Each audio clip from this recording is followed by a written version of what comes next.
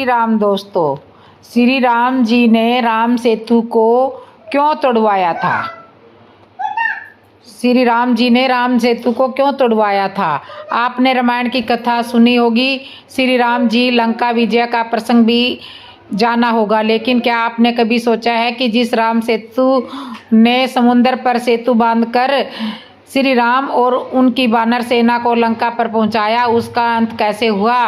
क्या यह दिव्य सेतु काल चक्र की गति में विलीन हो गया या फिर समय श्री राम ने ही इसे नष्ट करने का निर्णय लिया? और यदि ऐसा हुआ तो आखिर क्यों? क्या कोई ऐसा रहस्य था जिसने मर्यादा पुरुषोत्तम श्री राम को इतना बड़ा निर्णय लेने के लिए विवश कर दिया था? यह केवल एक कथा नहीं बल्कि एक ऐसा ऐतिहासिक रहस्य है जिसे सुनकर आपकी जिज्ञासा चरम पर पहुंच जाएगी। अतः अंत तक सुनिए इस रहस्यमयी प्रसंग को, जिसमें निहित है श्री राम का दूरदृष्टि भरा निर्णय, हनुमान जी की भावनात्मक पीड़ा और एक ऐसा संदेश जो युगों युगों तक अमर रहेगा।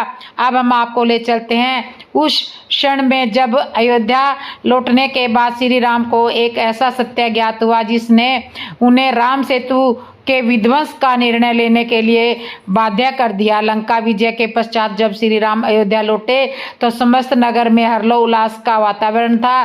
सभी ऋषि मुनि देवता और प्रजा उन्हें पुनः राज सिंहासन पर देखने के लिए उत्सुक थी, किंतु एक दिन ऐसा रहस्य हुआ कि जिसने श्री राम को गहन विचार में डाल दिया और उन्हें यह निर्णय लेना पड़ा जो इतिहास में अमर हो गया, राम सेतु का विध्वंस। जब श्री राम ने लंका पर विजय प्राप्त की तो उन्होंने अपनी सेना सहित उसी सेतु मार्ग से अयोध्या लौटने का निश्चय किया।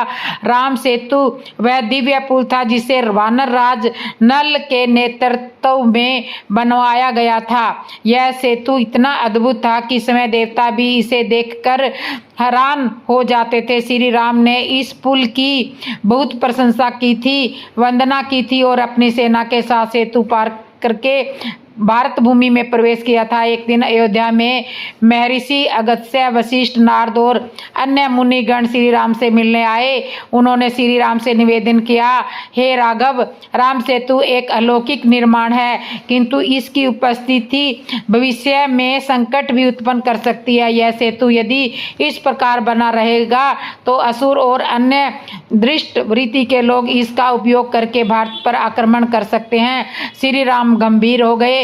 उन्होंने मुनियों से आगे पूछा, ए महर्षियों, यदि यह सेतु तोड़ दिया जाए तो क्या इसमें धर्म का कोई हास्य तो नहीं होगा? महर्षि वशिष्ठ बोले, प्रभु, यह सेतु आपके नाम से सदा पूज्य रहेगा, किंतु यदि यह इसी तरह रह गया तो भविष्य में राक्षसों और दुष्ट प्रवृत्ति के लोग इसका दुरुपयोग कर सकते हैं। उसी रात्रि श्री राम ने समुद्र देव का ध्यान करके उनसे संवाद किया।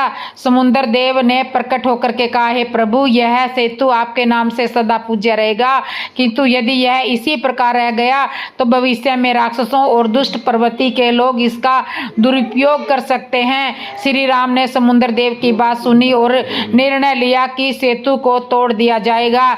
जब हनुमान जी को यह समाचार मिला कि श्री राम सेतु को तोड़ने का निर्णय ले चुके हैं तो वे अत्यंत व्यथित हुए।